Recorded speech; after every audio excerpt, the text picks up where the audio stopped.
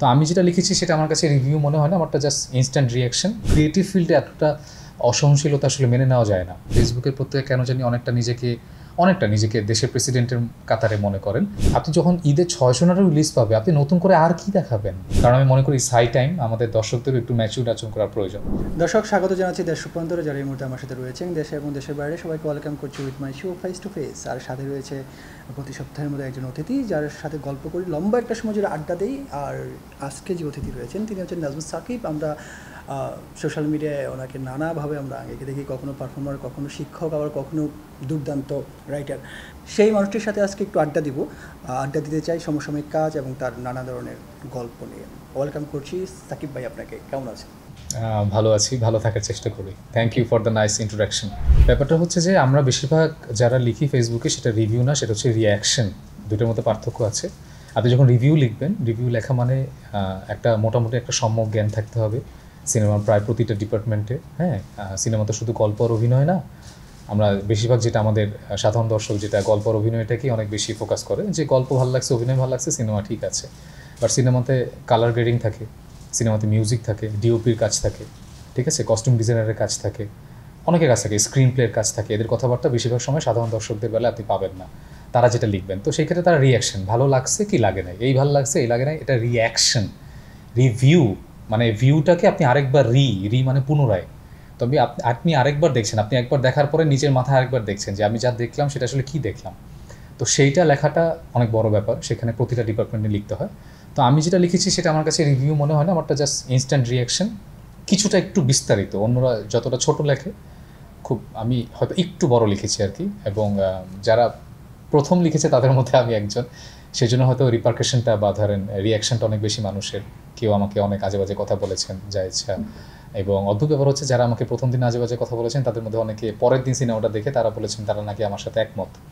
আমার সাথে একমত হতেই হবে এমন কোনো কথা নেই। আমি নিজেকে এমন কোনো হনুমনি করি না যে আমি এমন বড় কিছু হয়েছি যে আমি যা লিখবো সেটাই আপনার ভালো লাগতেই হবে। কিন্তু আমার যেটা খারাপ লাগে যে আপনার একটা জিনিস যেটা বেশিরভাগ অডিয়েন্সের ভালো লাগছে, মানে তুফান নিঃসন্দেহে বেশিরভাগ অডিয়েন্সের ভালো লাগছে, তা না হলে নিশ্চয়ই সিনেপ্লেক্সের ইতিহাসে সর্বোচ্চ সংখ্যক শো পেত না, 58টা শো পেত না, তাই না?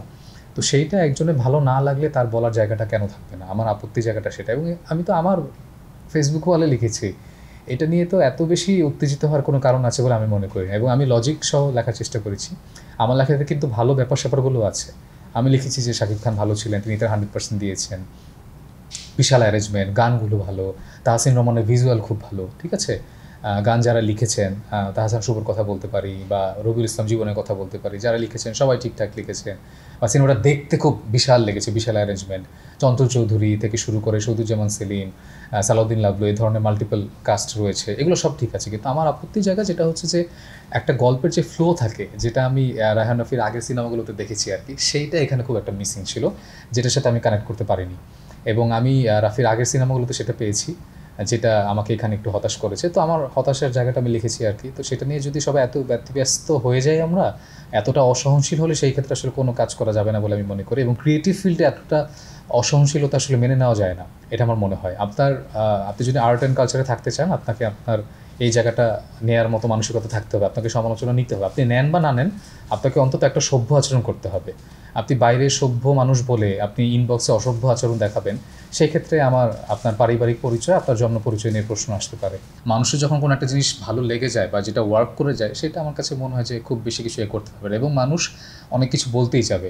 একটা জিনিস যখন অনেক বড় কিছু আসে, ধরেন একটা সিনেমা হলে সিনেমা চলছে, ঠিক আছে, তো সিনেমা হলে বাইরে যে চানাচুরওয়ালা, সেও তো চায় যে আমার কিছু ইনকাম হোক। তো ফেসবুকের একটা লোকও মনে হয় চায়, হ্যাঁ, সেও বলতে চায় যে আমি একটা মন্তব্য দিতে হবে, আমাকে কিছু একটা বলতে হবে এটা নিয়ে। হ্যাঁ, এবং এখন তো প্রত্যেকের হাতে মোবাইল, তো প্রত্যেকে নিজেকে ক্ষমতাবান মনে করেন।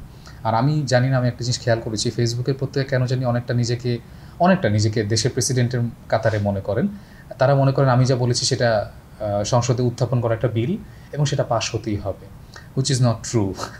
তো নিজেকে এত বেশি এরকম মনে করার কোনো কারণ নাই, আবার এটাকে একদম হেলাফেলা করার কোনো কারণ নেই। কারণ সাধারণ দর্শকের কিছু না কিছু একটা জায়গা ব্যাপার থাকে, সে তার জায়গা থেকে বলেছে। কারণ আপনি নেবেন কি নেবেন না আপনার ব্যাপার, ঠিক আছে। আর শুধু লেখা দিয়ে যদি সব কিছু হয়ে যেত, তাহলে আমার যে ভালো লাগে নাই তুফান, তাহলে তুফানের শো কম হয়ে যাওয়ার কথা তো হয় নাই। এবং বেশিরভাগ অডিয়েন্সে ভালো লাগছে। এবং আজকে আমার সকালবেলা আমার এক স্টুডেন্টের সাথে কথা ছিল, নাম আশরার। আমি ওকে নিজে বলছি যে বাবা, তোমার যদি দেখতে ইচ্ছে আমি তোমাকে টিকিট কেটে দিচ্ছি। আমি ওকে বলছি, আমি যাও, ও স্যার আপনার তো ভালো, আমি আমার ভালো লাগে না তাতে কি, you have your own brain, তুমি তোমার ব্রেইন নিয়ে জাজ করো, তুমি আমার ব্রেইন নিয়ে জাজ করছো কেন, ইউ হ্যাভ নো আইডিয়া, এবং তুমি আমার স্টুডেন্ট, তোমার তো এটা তোমার কথা বলায় সাজে না, আমি আমারটা বলছি, তুমি তোমারটা দেখো, তারপরে তুমি তোমারটা দেখে জাজ করো। অবশ্যই স্যার আমি আমার ফ্রেন্ডই নিয়ে দেখতে যাবো, সে ফাইন, এটাই যাও, খুব ভালো, এটা একা দেখে ভালো লাগবে না, এটা তার চেয়ে যত বেশি মানুষ নিয়ে যাবা হই হুল্লা করে দেখবা ভালো লাগবে। আমার তো কোনো পার্সোনাল মানে প্রতিহিংসা নাই যে আমি এটার পেছনে লেগে থাকবো, আমি জাস্ট আমার মন্তব্য দিয়েছি, এখন আপনার ভালো লাগলে ভালো লাগলো, না লাগলে also fine, it's okay, that's it. Basically Ghulam Mohammad একটা কন্টিনিউশন, মানে বুকের মধ্যে আগুন, ওখানে যে ক্যারেক্টারটা ছিল আমার অপূর্ব ভাইয়ের, একমাত্র আমরা দুজনেই রিপিট কাস্ট, বাকি প্রত্যেকেই নতুন আর কি।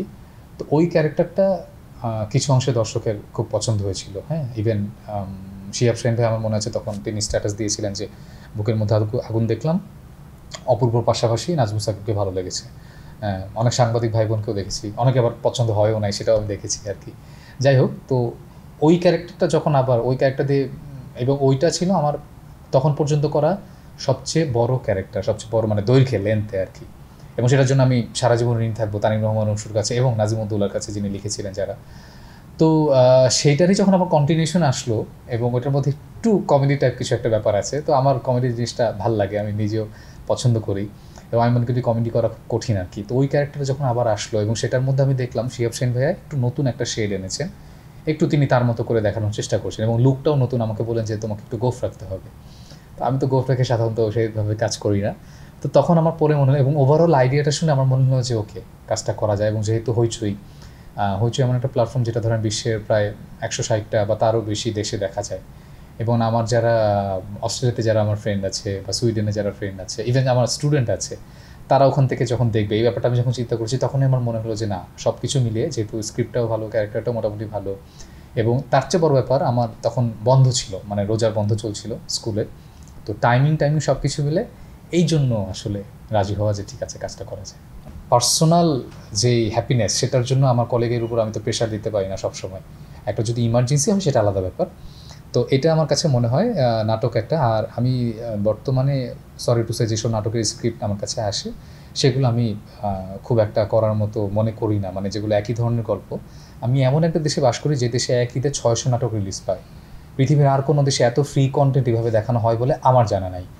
তো আপনি যখন ঈদে 600 নাটক রিলিজ পাবে, আপনি নতুন করে আর কি দেখাবেন, আর কি আছে গল্প বলার, খালি আছে একই গল্প আরেকজন চেহারা দিয়ে বলা, যেই গল্প হয়তো মোশাররফ ভাই করে গেছেন সেটা হয়তো ইয়াশ রোহান করবে বা হয়তো নিলয় ভাই করবে, ঠিক আছে, এটাই। কিন্তু সেখানে তো নতুনত্ব খুব একটা কিছু আসছে না। তো যেখানে আমি এমন যুগে বাস করি যেখানে মোবাইলে একটা সুইচ চাপ দিলে আপনি নেটফ্লিক্স থেকে শুরু করে আপনি বিভিন্ন জায়গায় বিশ্বের নামি দামি 30 থেকে 50 বা 100 বা মানে 200 কন্টেন্ট দেখে ফেলতে পারবেন, সেখানে আমাকে কেন ফ্রি কন্টেন্ট, যেখানে বলতে গেলে সারবস্তু তেমন কিছুই নাই, সেখানে আমি কেন কাজ করব? সেখানে কাজ করে তো নিজের সময় নষ্ট করার কোনো মানে আমি দেখি না আর কি। এবং তার চেয়ে বড় আমি মনে করি সেখানে কাজ করার মতো আরও অনেক অভিনেতা আছেন যেখানে আমার যাওয়ার প্রশ্ন দরকার পড়ছে না। আমি তখনই কাজ করার চেষ্টা করি যেখানে আমার মনে হয় যে না, স্পেশাল কিছু একটা আছে, অ্যাটলিস্ট বসে দেখে আমাকে বলতে পারবে যে হ্যাঁ ঠিকঠাক, আমার অন্তত সময়টা নষ্ট হয় নাই। আমি এতটা মনে করি, কারণ এখন কন্টেন্ট এত বেশি ফ্রি, মানে কন্টেন্টের ওয়ার্ল্ড এত বেশি ফ্রি, আপনার সাবস্ক্রাইব করে আপনি যে কোনো বিশ্বের অনেক উন্নত কন্টেন্ট দেখে ফেলতে পারবেন। সেইখানে আমার এমন কিছু করা আমি মনে করি না উচিত যেখানে আসলে সারবস্তু কিছু নাই, এবং যখন স্ক্রিপ্ট দেওয়া হচ্ছে দেখা যাচ্ছে যে এমন কিছু রোল অফার করা হচ্ছে যেখানে আমি করার মতো কিছু পাচ্ছি না, হয়তো টাকাটা পাচ্ছি কিন্তু সেটা আমার কাছে প্রথম বিবেচ্য বিষয় নয়। আমার কাছে কন্টেন্টটা বিবেচ্য বিষয়, চাকরিটা একটা ব্যাপার। তবে আমি যদি ভালো স্ক্রিপ্ট পাই, আমি একটা পেয়েছি রিসেন্টলি, সোহাইল রহমান লিখেছেন, সেটা ইউটিউবে আসবে, আপনারা শীঘ্রই দেখতে পাবেন। সেটা আমার দেখে আমার মনে হবে পাবলিক বিনোদিত হবে সুস্থভাবে, তো তখন আপনি হয়তো বলবেন যে না ঠিক আছে নাটকটা। আনন্দ তো আসলে লিখলেই পাই, এবং চেষ্টা করি যে একটা সার্বিক ধারণা দেওয়ার, এটাই আর কি। এবং চেষ্টা করি যে যেই ব্যাপারটা এই সিনেমাটাকে আলাদা করে, স্পেশাল করে, সেটা নিয়ে লিখতে আর কি। হ্যাঁ, এবং আমি লেখার সময় এটাও মাথায় রাখি যে আমি কোন ইন্ডাস্ট্রি সিনেমা নিয়ে লিখছি। বাংলাদেশের সিনেমা নিয়ে লিখলে আমি এটা অবশ্যই মাথায় রাখি যে আমাদের এখানে অনেক সীমাবদ্ধতা থাকে, সেটা আমি বলি। যেটা আমার, আপনি তুফানের লেখাটা যদি পড়ে থাকেন, সেটা আমি বলেছি যে এরকম বড় বাজেটের সিনেমা দেখা যায় না আসলে, ঠিক আছে ফাইন সব কিছু, কিন্তু মেইন জায়গাটা নিয়ে যদি ডিল না করে, গল্প বলাটা যেটা স্টোরি টেলিং যেই জন্য দেখতে চাই, তখন একটু খারাপ লাগে। আমি যখন বলিউড নিয়ে লিখতে চাই সেটা আমি মাথায় রাখি যে বলিউডে সাধারণত যে ধরনের বলিউডিশ সিনেমা হয়, নাচ গান টাইপ, সেখান থেকে বের হয়ে যখন কোনো সিনেমা একটু আলাদা হয়, বা বলিউডিশের মধ্যে থেকেও যদি ন্যারেটিভটা যদি আলাদা হয়, সেটাও আমি একটু চেষ্টা করি যেটা মানুষের কাছে যাওয়া উচিত আর কি। যেমন আমি রিসেন্টলি একটা সিনেমা দেখেছিলাম বাড়ি মিয়া ছোট মিয়া, অক্ষয় কুমারের। এটা আমার এতই খারাপ লাগছে যে আমি এটা লেখার চিন্তাও করি নাই, এবং সেটা মানুষ না জানো। কারণ এখন এমন একটা জায়গা, আমি এখন লিটু ভাই আমি আপনাকে বলি, আমি এটা মাথায় রাখি, ধরেন আমার একটা জিনিস ভালো লাগে নাই, এইটা নিয়ে লিখলেও না একটা সমস্যা আছে। মানুষরা নেগেটিভটাকে অনেক বেশি হাইলাইট করতে চায়, যেটা আমি মনে করি। তো আমি চেষ্টা করি যে যতটা মানে এটা নিয়ে যেন খুব বেশি না হয়, যদি না আমি খুব বেশি আশাহত হই সেই ব্যাপারে। মানে বাড়ি মেয়ে ছোটো মেয়েতে আমি আসলে এত আশাহত হয়েছি, মানে আমার আর কোনো আশাই নাই। এবং আমার কাছে মনে হচ্ছে ওটা নিয়ে যদি অল্প একটু লিখি, সেটা আমার কাছে মনে হয় যে ওই সিনেমাটাকে অপমান করা হবে। এটা আসলে এটা বলার কিছু না, এটা আসলে মানে লাস্ট তুফান নিয়েই হয়েছে আর কি। অনেকে ইনবক্সে শাকিব খানের অন্ধভক্ত অনেকেই আছে, তারা জঘন্য ভাষায় গালিগালাজ করেছিলেন, এবং আমি বুঝতে পারি যে তারা আসলে নিজেদের পার্সোনাল জীবনে অনেক বেশি দুঃখে আছেন। তো সেই ফ্রাস্ট্রেশনটা আসলে তারা আমার উপর ঝেড়েছেন আর কি, এবং এই জন্য তাদের প্রতি আমার কোনো রাগ নাই। তবে আমার বাবা মারা গেছেন, তো বাবা নিয়ে গালি দিলে একটু খারাপ লাগে আর কি, ওটা একটা ব্যাপার। আমার ছবি নিয়ে অনেক মিম ট্রল বানানো হয়েছে, ইভেন দেখলাম যে কি জানি বিভিন্ন প্রাণীর শরীরে আমার ছবি লাগিয়ে যা ইচ্ছা তারা বলতে পারেন। আবার আমি এটা দিয়ে সমস্ত শাকিব খানকে আমি জাজ করি না, কারণ আমি এমন শাকিব খান ফ্যানকেও পেয়েছি যাদের কাছে সিনেমাটা আসানোর ভালো লাগে নাই, হ্যাঁ, এবং তারা আমার সাথে একমত হয়েছেন, আমি এরকমও পেয়েছি। তো আমি কখনোই কাউকে মানে মোটা দাগে জাজ করে ফেলি না, কারণ আমি মনে করি যে ভাত রান্নার সময় আমরা দেখি যে একটা ভাত চাপ দিলে আমরা দেখি, আমরা বুঝে নেই যে পুরো ভাতটা হয়েছে। এটা আমি শুধু ভাতের ক্ষেত্রেই প্রযোজ্য বলে মনে করি, অন্য কোনো জায়গায় আমি প্রযোজ্য মনে করি না। যে আপনি অমুক এলাকা থেকে আসছেন, আপনি বরিশাল বা আপনি নোয়াখালী থেকে আসছেন, তার মানে আপনি খারাপ বা আপনার সার্টেন বৈশিষ্ট্য থাকবে, এটা আমি মনে করি না। তো শাকিব খান ফ্যান আমাকে 20 জন গালি দেওয়া তার মানে এই না যে সমস্ত শাকিব খান ফ্যান খারাপ, বা শাকিব খান নিজেও এটা মনে করে, এটা আমি মনে করি না। তো মানুষজন তার মন্তব্য করবেই, তবে আমি চাই একটু ভদ্র ভাষায় মন্তব্য হোক, নিজের ফ্রাস্ট্রেশন আমার উপর না ঝাড়ুন। এবং আপনি যদি শাকিব খানের সিনেমা পছন্দ করেন, I am okay with it, I am fine. Rajkumar আমার ভালো লেগেছিল, সেদিন রিলিজের দিন আমি বলেছি, তখন আমি নাকি বাংলাদেশের সেরা রাইটার। যেই তুফান আমার ভালো লাগলো, তখন আমি বাংলাদেশের নিকৃষ্ট রাইটার। ঠিক আছে, তো এই ব্যাপার স্যাপারগুলো আমার কাছে খুব খারাপ লাগে। একটু আমরা চিন্তার চেষ্টা করি, আমরা একটু সহনশীলতা দেখাই, কারণ আমি মনে করি হাই টাইম আমাদের দর্শকদেরও একটু ম্যাচিউর আচরণ করার প্রয়োজন। শাকিব খান যদি ম্যাচিউর হতে পারে, শাকিব খান যদি একটা সময় খুবই নিম্নমানের সিনেমা করে, এখন যদি তিনি নিজেকে এইভাবে আমূল পরিবর্তন করতে পারেন, তিনি রাজকুমার করতে পারেন, তিনি প্রিয়তমার জন্য তিনি বুড়ো সাজতে পারেন, তিনি তুফানের জন্য এই ধরনের ডবল লুকে আসতে পারেন, তো তার ফ্যানরা কেন একটু ম্যাচিউর আচরণ করবে না? এতটুকু তো আমরা চাইতেই পারি। আচ্ছা, আমি এটাকে ইন্ডাস্ট্রি মনে করি না সবচেয়ে বড় ব্যাপার, সরি টু সে, আমি এটাকে মার্কেট বা পাড়া মনে করি। তবে হ্যাঁ, এই ছোটো জায়গায় এই মার্কেটে শাকিব খান একটা হিউজ ফ্যাক্ট, হ্যাঁ, এবং তিনি 1999 সাল থেকে কাজ করছেন, তিনি আস্তে আস্তে করে তিনি নিজেকে পরিবর্তন করে এই জায়গায় এসেছেন। হ্যাঁ, শাকিব নির্ভর হওয়ার ব্যাপারটা আছে, তিনি ম্যাস অডিয়েন্সের জায়গাটা ধরতে পারেন।